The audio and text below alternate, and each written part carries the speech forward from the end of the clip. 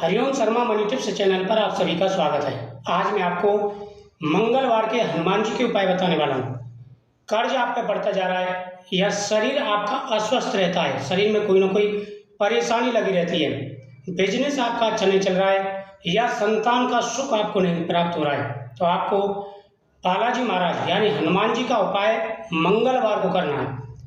मंगलवार का ये उपाय बहुत ही चमत्कारी है। अगर आप 13 मंगलवार ये उपाय कर देते हैं तो बहुत जल्दी आपकी मनोकामना पूरी होगी। मंगलवार के उपाय करते समय कुछ बातों का विशेष रूप से ध्यान रखना है।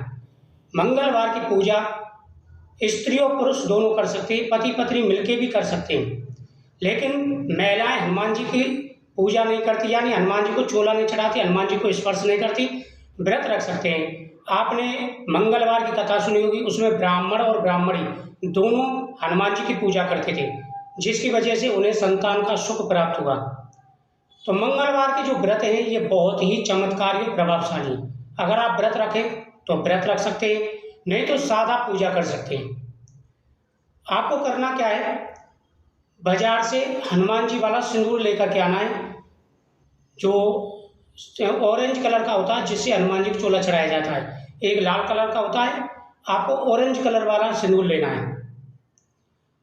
गाय का थोड़ा सा घी लेना है, शुद्ध घी लेना है आपको, बाजार वाला नहीं लेना, डिब्बे वाला शुद्ध घी। और उसमें आपको वो सिंदूर मिक्स करके घोल बना करके तैयार कर लेना है। साथ ही आपको आग के पत्ते लेकर के आने हैं। 11 पत्ते की माला बना करके प्रत्येक पत्ते पर श्री राम लिख लेना है। आप एक दीपक तैयार करना है, उसमें 2 लौंग डालनी है और अपने हाथ से चूरमा बनाना है हनुमान जी के लिए, क्योंकि हनुमान जी का चूरमे का प्रसाद चढ़ाया जाता है। आजकल तो बाजार से लड्डू ला करके हनुमान जी भोग लगा देते हैं, लेकिन मेन जो प्रसाद होता है वो चूरमे का होता है। अपने हाथ से बनाया हुआ गुड़ का चूरमा हनुमान जी को समर्पित करना है। साथ ही लाल पुष्पों की माला और लाल फल, ये सारी सामग्री आपको एकत्र कर लेनी है। हनुमान जी के सामने जाना है, सबसे पहले हनुमान जी को प्रणाम करेंगे, उसके बाद में आपको हनुमान जी का चोला चढ़ाना है।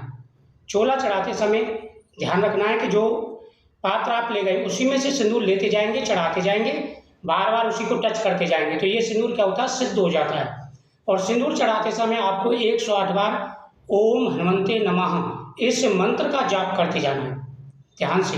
अगर पत्नी आप दोनों गए तो पत्नी साइड में बैठकर हनुमान चालीसा पढ़ती रहे और आप चोला चढ़ाएं। आप अकेले जाकर के भी चोला चढ़ा सकते हैं। आपको ऐसा मंदिर देखना है जो हनुमान जी की मूर्ति हो, जिस पर चोला चढ़ता हो।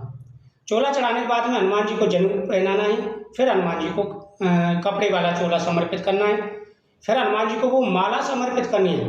और माला समर्पित करते समय आपको मंत्र का उच्चारण करना है, श्री राम दूताय नमः। आपको 11 पत्तों की जो माला हनुमान जी को समर्पित कर देनी है, गुलाब के पुष्प हनुमान जी को समर्पित कर देने हैं। उसके बाद में हनुमान जी के सामने दीपक जलाना है और केले के फल हनुमान जी के सामने समर्पित कर देने हैं। चूरमा बना के गए वो हनुमान जी के सामने आप समर्पित कर देंगे। वहीं बैठ कर के हनुमान चालीसा का पाठ आपको करना है। इतना सा कार्य आपको करना है, ये इतना चमत्कारी है कि बहुत जल्दी आपकी मनोकामना पूरी हो जाएगी। जब आप उपाय कर रहे हो उस समय आपको संकल्प जरूर करना है, अपना नाम उच्चारण करना है, गोत्रोच्चारण करना है, अपनी इच्छा बोलनी है। बालाजी महाराज आपकी हर मनोकामना पूरी करेंगे। जब आपकी पूजा पूरी हो जाए तो जो आपने चूरमे की पिंडी चढ़ानी है, 3 पिंडी आपको चढ़ानी है, एक अपने लिए रख लेनी खाने के लिए, 2 का प्रसाद बांट देना है और फल का प्रसाद भी आपको खाना है। पूजा करने के बाद में प्रसाद लेके घर जाएं और उसके बाद में आपको क्या करना है, थोड़ा सा गुड़ लेना है और गौ माता को खिला करके आना है। तीसरा उपाय, आपको मसूर की जो दाल होती है, गुड़ और मसूर इस दिन आपको दान करना है अपने हाथ से। ये 3 उपाय आप कर लेना। मंगलवार के ये उपाय बेहद ही चमत्कारी और प्रभावशाली है। 2 मंगलवार या 3 मंगलवार में आपको प्रभाव दिख जाएगा। जिस कामना से आप पूजा कर रहे हैं वह मनोकामना आपकी अवश्य पूरी होगी।